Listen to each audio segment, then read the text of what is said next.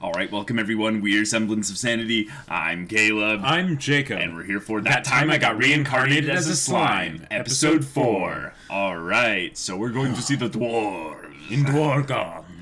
Aye, the dwarves. Yeah. It's funny, we have the goblins and the dwarves right next to each other. Yes, that's clearly a recipe for much love and happiness. Yes. And good times all around. The funny thing, though, is that they're insinuating that the goblins were basically just this meager little village. Yep. Nothing. The dwarves, however, are in this massive city kingdom. Empire. Exactly. Yeah. So we'll get to see an established civilization at work, and maybe they'll have some funny kind of reactions to hearing about this new up and coming. I think so. Especially seeing the goblins all hulked out and our unicorn wolf with the Joestar star. Yeah, that is true. So that'll be fun, guys. So without further ado, let's get into this.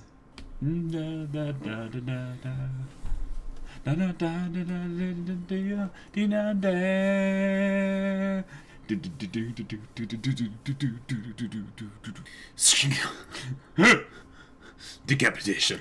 Yep. It's like you've got the casual and then you've got the tryhards, you know. Right.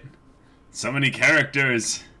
See, what if this all turns into basically Rimuru gathering the ultimate, adventuring party? And basically their goal then is to go around the world and just deal with challenges and stuff, and it becomes basically a slice of life, but with a, action fantasy, tint to it. But it still keeps that charm of being like, we're going around just doing, random stuff, With the occasional tactical slime. Right. The kingdom of the dwarves. Not used to moving this fast. Yeah, they've got to be terrifying to anybody who actually sees them. Right.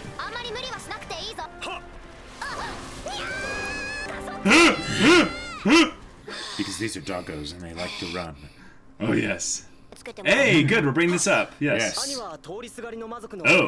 Oh, building up a potential, we have an actual demon lord. Okay, cool. Yes. The thing is, he doesn't do much now, because now he's just working at McDonald's. Right, exactly. Aww. Yeah. Oh, the lighting and everything. Yeah. His tail's starting to wag. But not too fast, thankfully. Well, it's because it's a somber moment. Yes. Oh. Gotcha. Alright. He's not listening anymore. No. Yeah. No.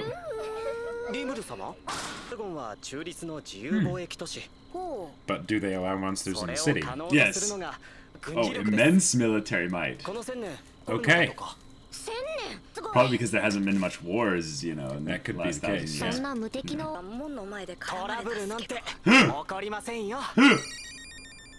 Yeah.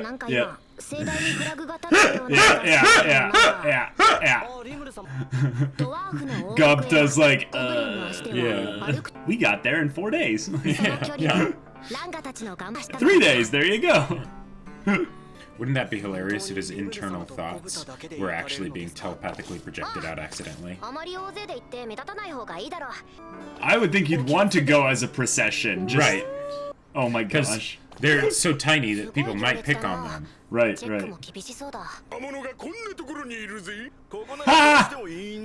Whoa, what happened to you? Flag collected. But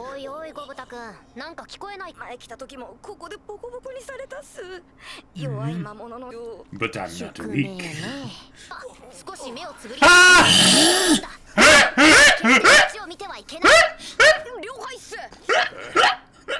Oi!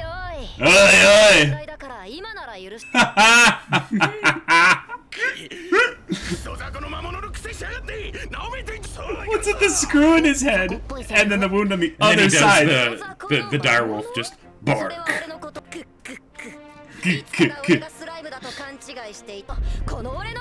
My true form, yes. Oh. Nice. Bork.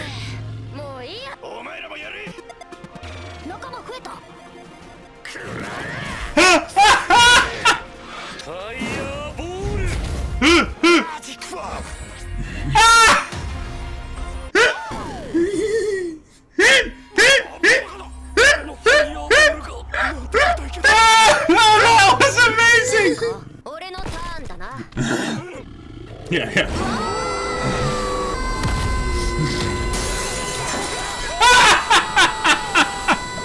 Don't hurt the people, though. The other people, like... Too late, too late. They're all, like, passed out. Yeah. Ah! Ah! Some people inside the city, probably. Yeah.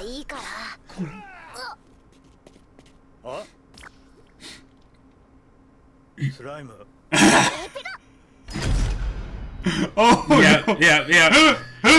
They put him in a barrel. Oh, this is perfect. This is perfect.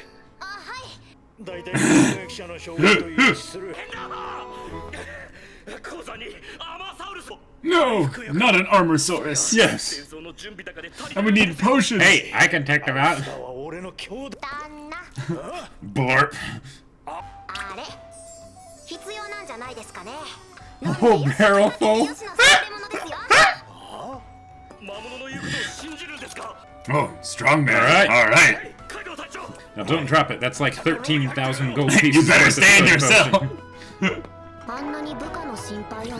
And they're just nicely waiting in prison. Ha! Just killing time. Ah! Tokyo Tower! Yep, just killing time.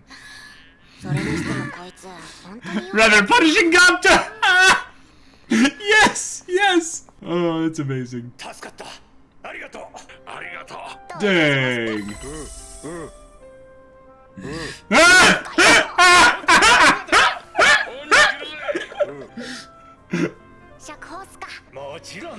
Oh, this is great. This is great. Cool. You don't mind if I eat the blacksmith, though, do you? Or just the shop. Nice technology. Cool. Electricity. Yeah.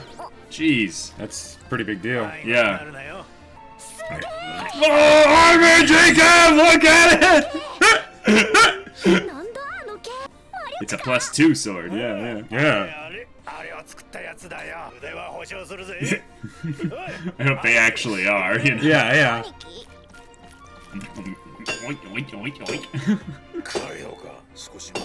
He's gonna mention something about the sparks. Watch. Oh, these guys. Three Dwarf brothers, youngest Murdorm and Garb. Oh my gosh.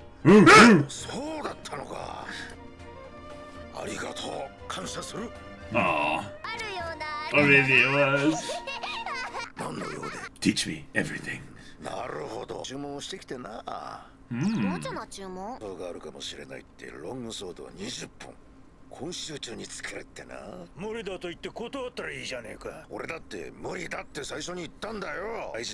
Mr. Vesta. Ah, named character. Oh, and he has a little mustache.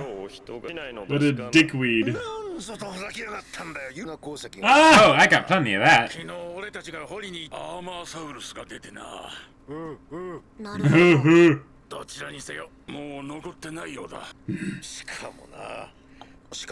Jeez. That's rough. They could have just had them all work together, but no, Yeah, we had to yeah. have them all competing. Yes, good, you remembered. Alright, awesome.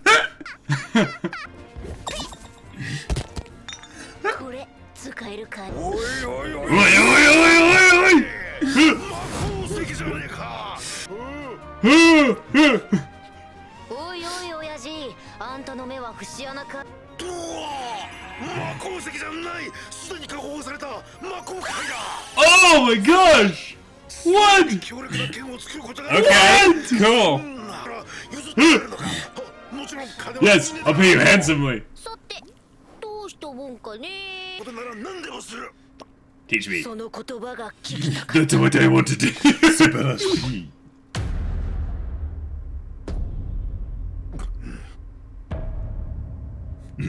誰か親父さんの知り合いで技術指導として村まで来てくれる人がいない Oh, okay, cool. 探してほしい。 Right. 私たちにとって最優先が衣食住の糸。 Oh. He's like, absolutely. Yeah. 今から剣を揃えようとしても間に合うのか？さあすぐ始めるぞ。 Jeez. そうだ。さっき一本作ったって言ってたな。そ Uh-huh. の剣を見せてくれ。 Oh, here we go. Here we go. Whoa, that's こ nice. れは見事だ。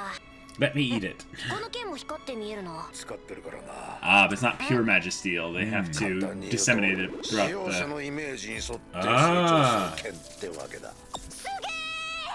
すげえな。この親父さんが村に来てくんないかな。借りるぞ。剣が何を？敵対象ロングソー Oh, that's a nice 3D model for it. Yeah, yeah. ド。魔法界を使ってコピー作成。 Unlimited blade works. Oh my god.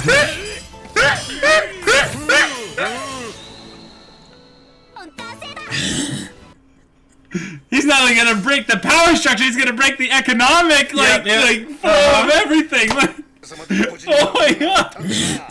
別にそんなことしなくて。姉ちゃんがいっぱいいるから。 Elves! 夜の蝶って店でな。 Speak, man! 夜の旦那が来ないと。 Where'd Gob to go? Poor Gobta's still in, like, prison or something, That'd be sleeping. terrible. 困ったやつらだぜ。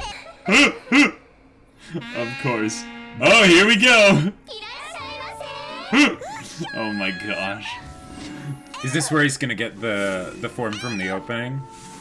Ah, that's very possible, yeah. Ah! E-I-L-F! Yeah. Wow, wow. That'd be ちょっと Elves? 私が先に。これが裏の人の胸の感触。生まれて初めて。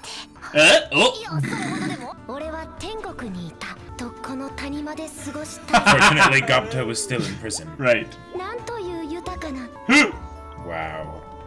しかし、科学は続かない。 Sadly, no. They do not. それもま Because た。 we have to remember When are they gonna Gobta. cut back to Gobta? Yeah. Right?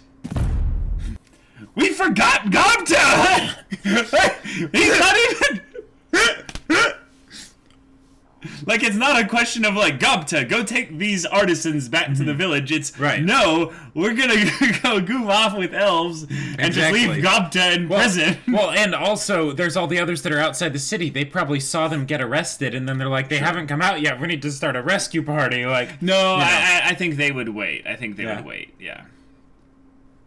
Okay, so they changed the OP based on which location yes. they're in. That's very cool. Okay. Like, But as far as just- just giving new information Yeah. and or kind of recapping what's happened so far. Yes. But the cloning of the swords was just awesome. Cloning the swords, yeah. I mean, And it wasn't just like, oh, this is a basic longsword. It's like, no, this actually looks really cool.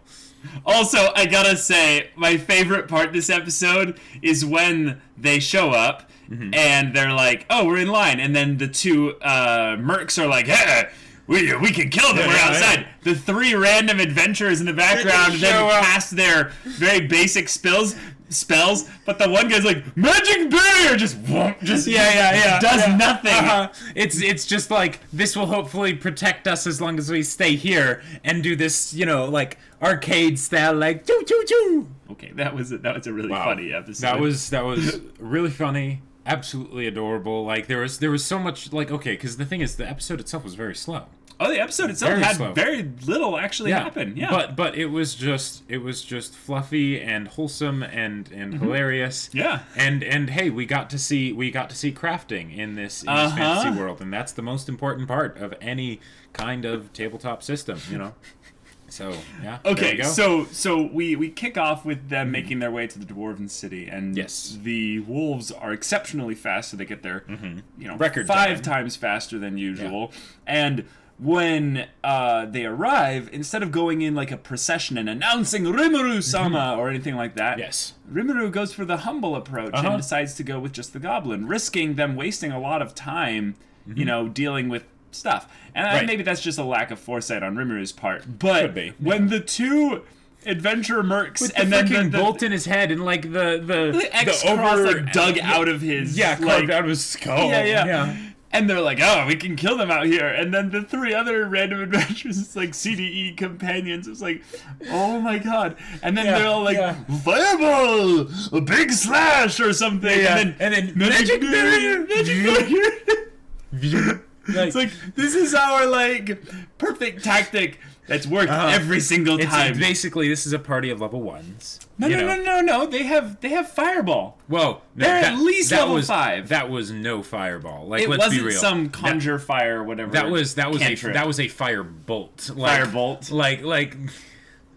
I'll just say, Jacob, remember that Rimuru is insanely powerful. This is true. So I would still call it a fireball, because that magic barrier, that's not a level 1 spell. I don't know. It was an AoE. It was an AoE. This is true. This is some abjuration, like considering that they're up against Rimuru, it could it have looks been like a level 1. It might as well be. Like, yeah, exactly. And I love that we don't really know. It's just like they do stuff and then they just make it look ridiculous when they go into the 2D like scroller, you know, animatics, boink boink, and Boink, just boink. bouncing off. His resistances are so high. His level has question marks all over. And then he just borks. Like, it's not even an attack. It's an intimidation, like, fear effect, and it shatters the barrier. I would love to hear, like, some kind of a bridge of this show, because I could see some serious potential. Potential with abridging it. Like, a lot. Especially with just the dog, like, menace skill. Just, bork! Boink, boink, boink, boink, boink, boink, boink. Like, anytime you cut away from him doing the first bark, you make boink, boink, boink, boink, boink, boink, boink. Yep. Everyone else just, oh my god, it's awful! Yeah. So, okay. So the dwarves are earnest and honest fellows, and very fierce in protecting their lands, but they also have minds that are wholly unexplored. There's an Armorsaurus in there, which I think is very cool. Right. We can and build that that's up. probably going to be taken down very quickly at some point in a future episode. Well, what I'm more excited for is the idea of dungeon crawling. If their whole group goes in and they decide to be of service and of help, right, they can essentially have Rimuru lead the way for a dungeon crawler group, and they're all like taking it way too seriously, and Rimuru's just like kind of bumbling his way and just destroying everything in his path. And what I would love about that, because the thing is that, like, if you think about it, okay, dungeon crawling, but there's no conflict because Rimuru can beat everything. So what's the entertainment value?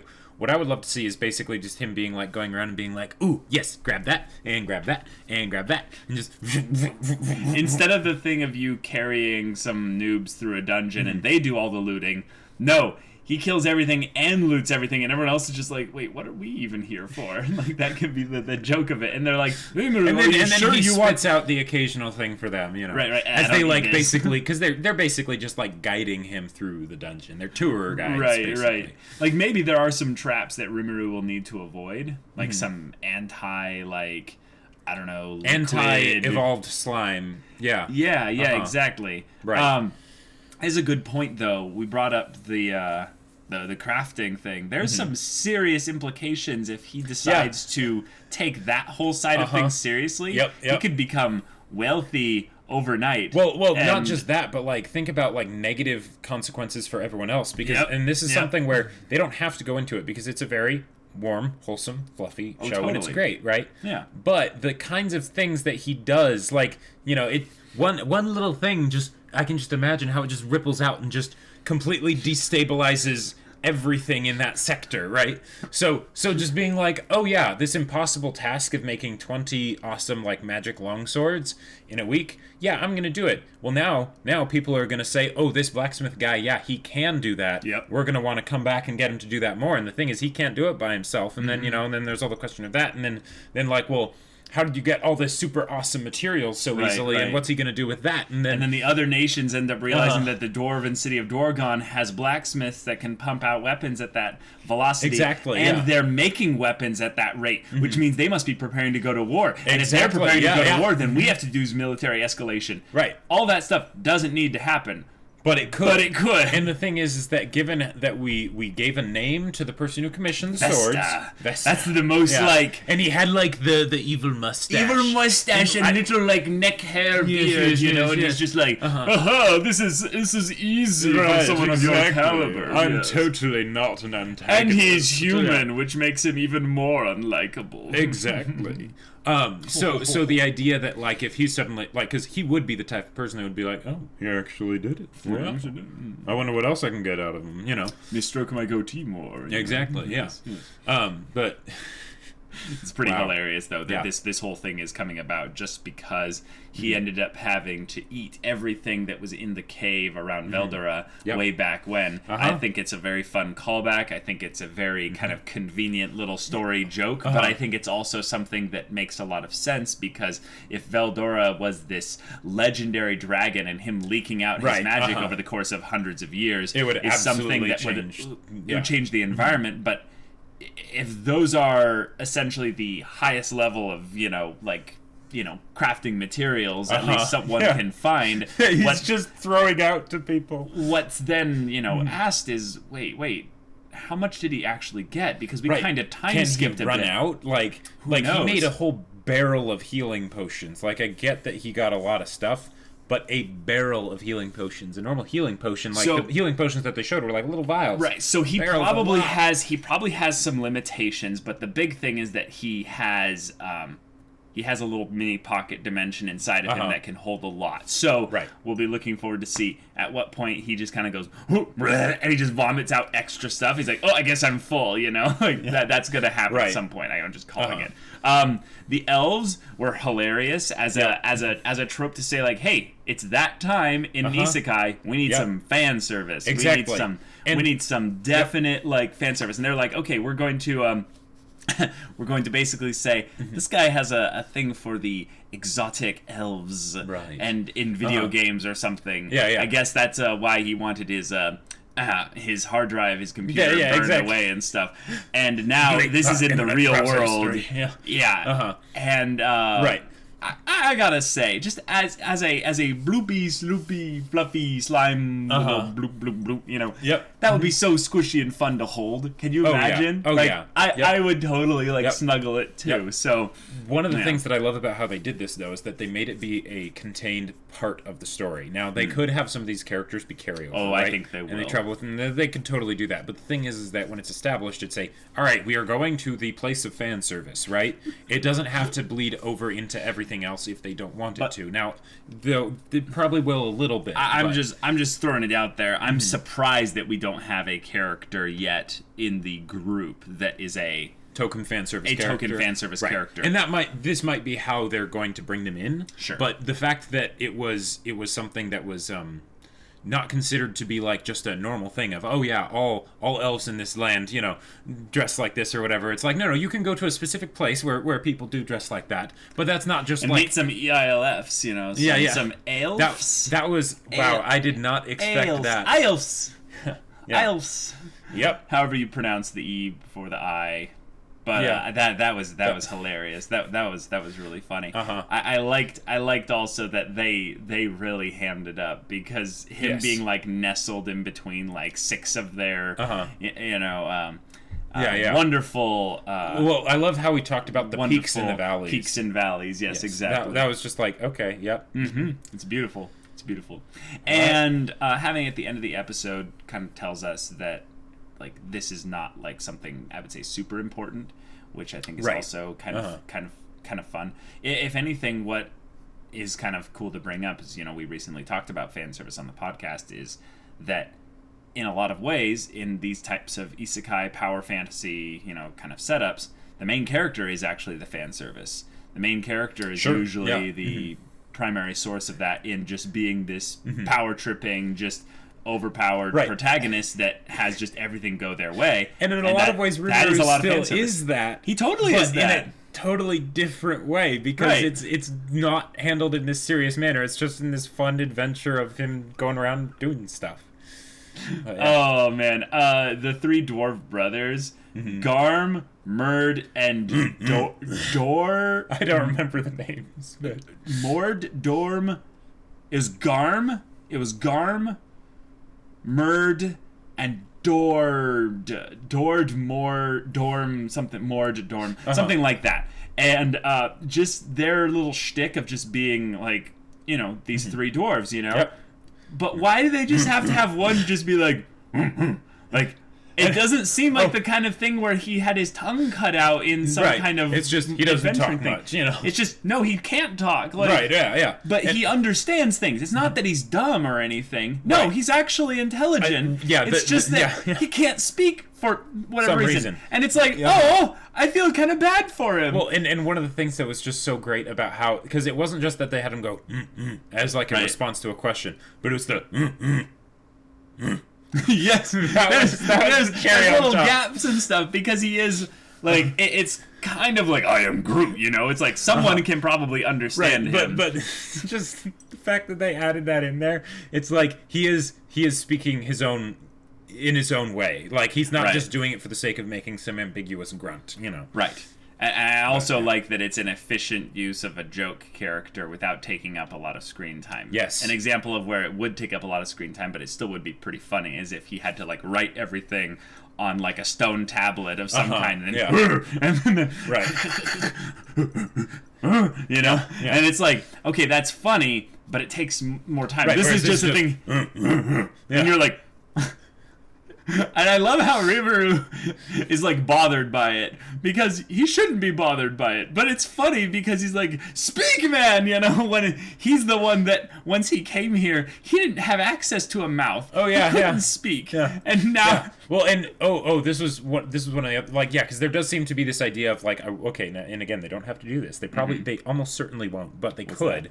Is this idea of Rimuru becoming callous because he maybe sees him as like playing by a different set of rules because he can do all these different things. Messing around with Gobta in the prison was a great example of that. You know, could be perfectly harmless, but I mean, you know, you don't want to be hung upside down for a long period of time, even asleep. Like blood flows to your head like that.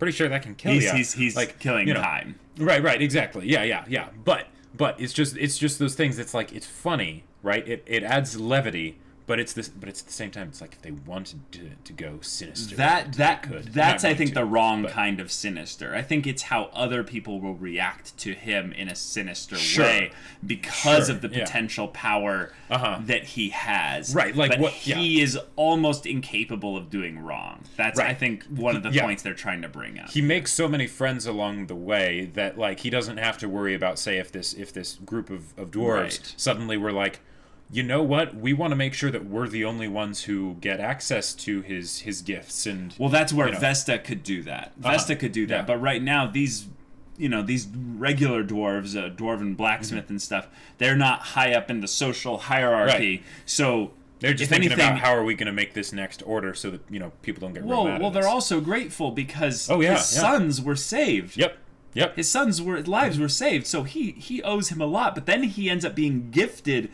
way more than he deserves this incredible ore and stuff, and then also does all the work for him.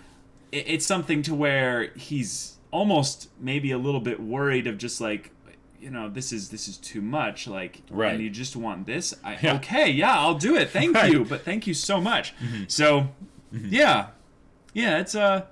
it's going to be interesting. And also, why do we have to forget about Gobta? Like just Gobta's just left in jail. Yeah, I thought they were going to do that, where they were just going to cut back. It would take, like, half a second or something, but they would show Gobta just being like, what?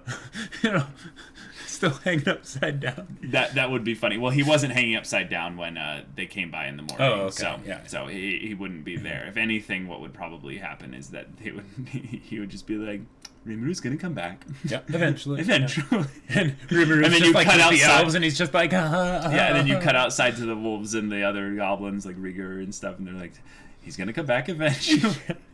I'm getting hungry though. Oh boy. Alright guys, this was fun. If you want to see the next episode's reaction right now, go check out the link in the description below for our Patreon. You can get an early access there. You can watch full-length reactions there, and all this comes with Discord access where you can chat with us about stories or just whatever. And if any of that interests you, we'll see you there. But until then, we're Semblance of Sanity. I'm Caleb. I'm Jacob, and I have a special announcement, actually. Ooh, well, not an announcement, but again, pre-orders are available, and the signed copies only last for a little while. So, if you want that, go get it. Link in Awesome. the description. But yeah. Very cool.